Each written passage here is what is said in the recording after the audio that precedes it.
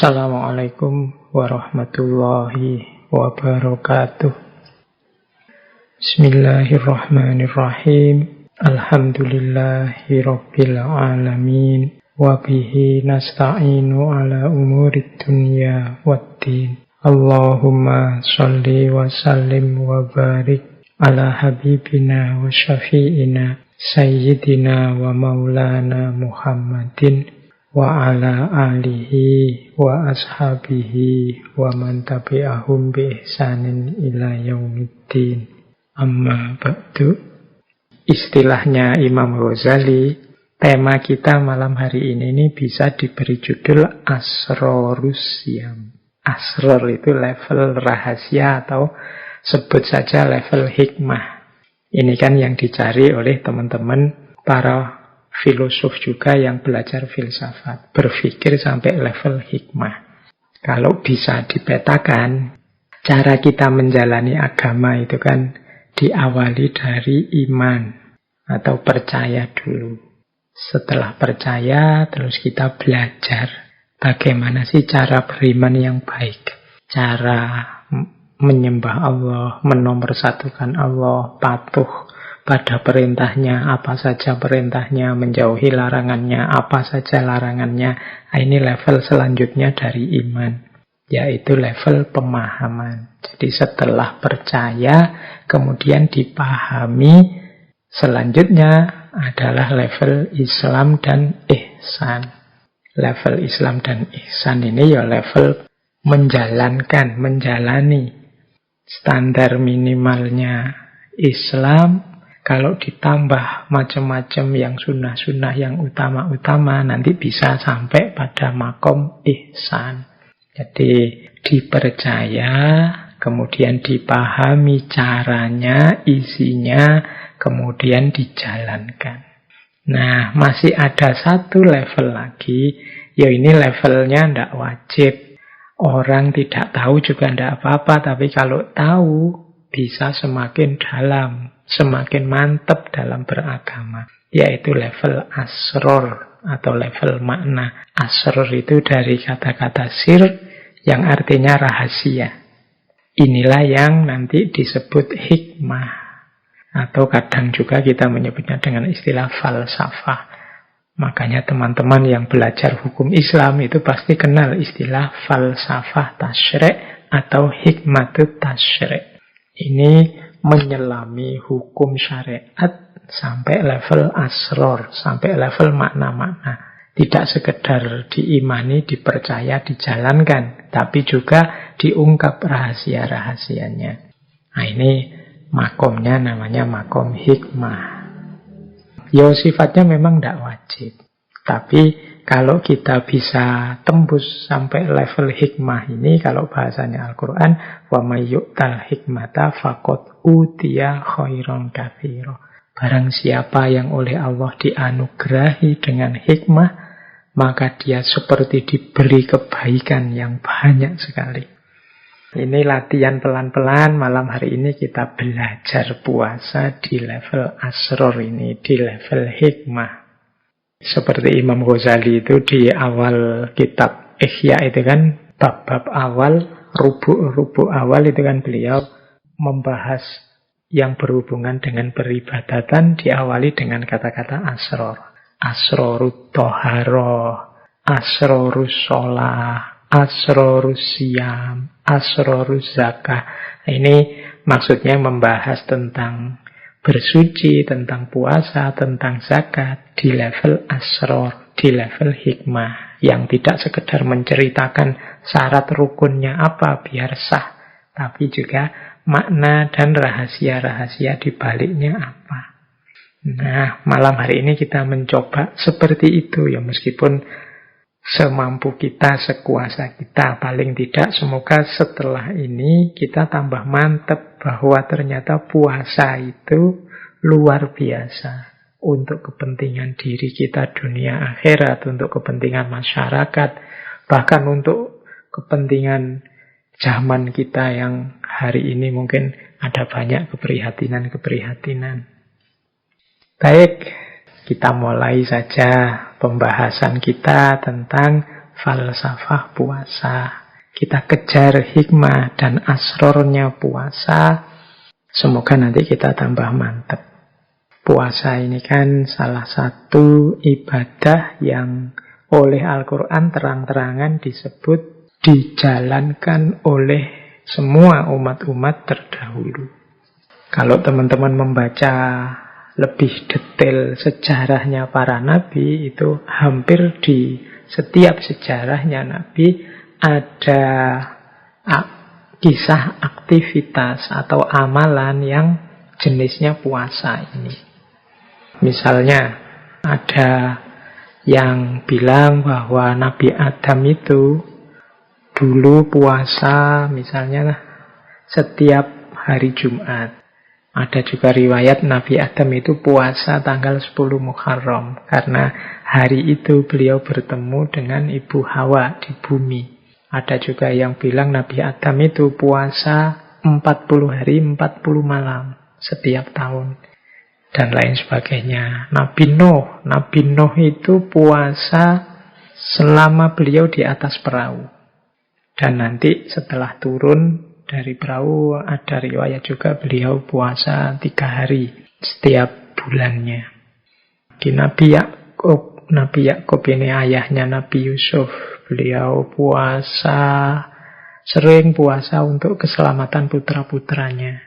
Putranya sendiri, Nabi Yusuf, itu juga puasa sejak dalam sumur. Puasa saat di penjara. Bahkan ada riwayat beliau ini puasa juga saat menjadi menteri perekonomian Mesir saat itu. Ada kalimat yang populer dari beliau, mengapa kok beliau masih puasa meskipun sudah jadi menteri? Jawabannya Nabi Yusuf, karena aku khawatir kalau aku kenyang, nanti aku lupa dengan kelaparannya, kondisi perutnya fakir miskin. Beliau ini kan menteri urusan ekonomi yang ngurusi kesejahteraannya rakyat. Maka terus beliau puasa biar beliau tidak lupa bahwa seperti ini loh rasanya lapar itu. Sehingga beliau semangat untuk membantu kaum fakir miskin. Apalagi posisi beliau ini menteri perekonomian. Ada lagi misalnya Nabi Yunus. Nabi Yunus ini beliau puasa saat ditelan oleh ikan hiu selama beberapa hari. Nabi Ayub puasa saat beliau menjalani ujian sakit. Nabi Musa ini menurut riwayat sebelum menerima wahyu ke Bukit Sinai, beliau ini puasa 40 hari 40 malam. Nabi Dawud, kalau ini teman-teman kenal kan namanya puasa Dawud. Dan mungkin banyak kisah-kisah para nabi, kisah-kisah umat terdahulu yang berpuasa. Nah, malam hari ini kita ambil tema-tema yang sedikit berbeda tentang puasa. Semoga setidaknya nambah wawasan kita. Mengapa kita harus puasa? Apa pentingnya puasa? Bismillah, kita mulai kajian kita. Yang pertama, kita kenali dulu bagaimana kita menjalani puasa ini, atau apa yang terjadi saat kita menjalani puasa.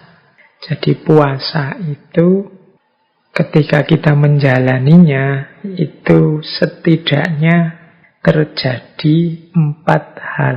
Jadi ketika kita menjalankan puasa itu kita sedang menegakkan 4 hal secara sekaligus. Ini kalau pakai bahasa lain ya bisa kita sebut inilah nilai-nilainya puasa. Yang pertama apa? Kita sedang menegakkan nilai-nilai normativitas. Normatif itu ya nilai yang jadi norma, aturan, kewajiban. Jadi kita sedang menegakkan kewajiban beragama. Ini namanya nilai normatif.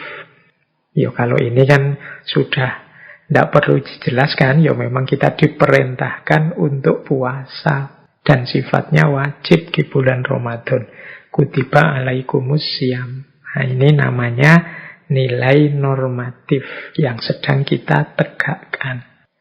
Tapi tidak hanya ini saja.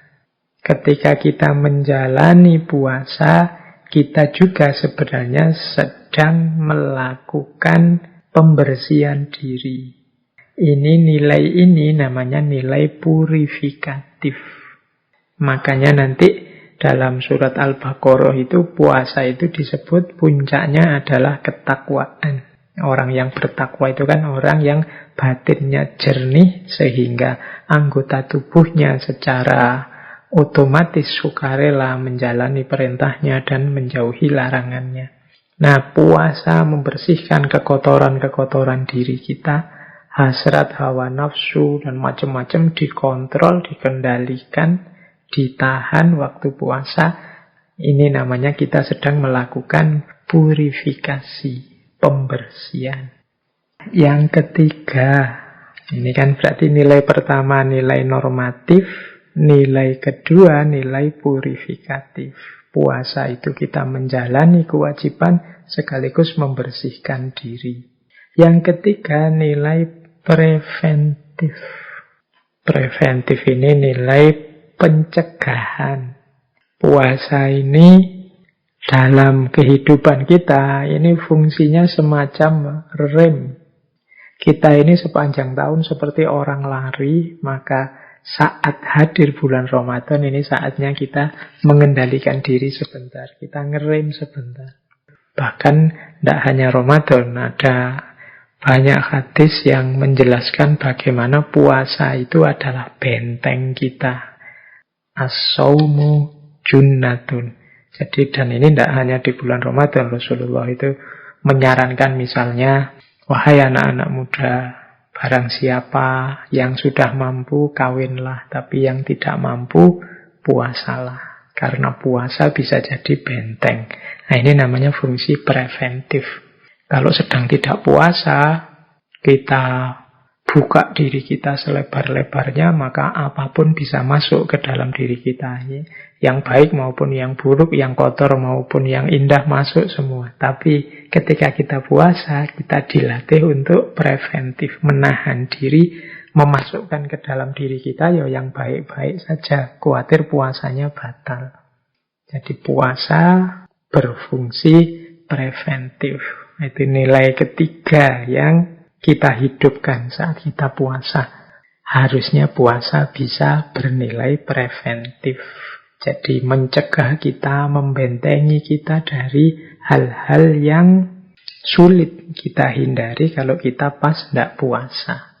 Boleh dipraktekkan. Kalau teman-teman sedang merasa galau, sedang merasa sedih, sedang merasa ada masalah, sedang merasa terancam oleh apa dan macam-macam, boleh melakukan puasa karena dia punya fungsi junnah, dia punya fungsi jadi benteng.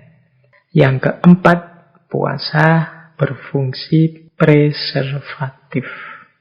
Kalau preventif itu menjaga, preservatif itu memelihara. Preventif itu membentengi, preservatif itu memelihara. Teman-teman pasti sudah hafal hadis misalnya sumu tasihhu, berpuasalah maka kalian akan sehat. Ini fungsi preservatif. Tadi saya bilang puasa ini semacam rem, paling tidak rem yang mengendalikan agar tubuh fisik kita ini tidak terlalu capek, tidak terlalu lelah bekerja terus-menerus dari pagi sampai malam. Ada istirahatnya, ini lebih menyehatkan, nanti ada fungsi-fungsi puasa selanjutnya. Tapi yang jelas puasa juga berfungsi preservatif, memelihara kita biar sehat, jasmani, rohani, mental, spiritual. Jadi ketika kita menjalani puasa secara sekaligus kita menegakkan 4 nilai. Yang pertama nilai normatif, bahwa puasa itu adalah kewajiban. Yang kedua, nilai purifikatif, bahwa puasa itu membersihkan kotoran-kotoran dalam diri kita, khususnya kotoran batin. Yang ketiga, puasa itu bernilai preventif, karena kita mampu menjaga diri kita dari hal-hal yang merusak lahir maupun batin saat puasa. Dan yang keempat, puasa bernilai preservatif. Preservatif itu memelihara diri kita, membantu kita untuk lestari jasmani, rohani, mental, spiritual.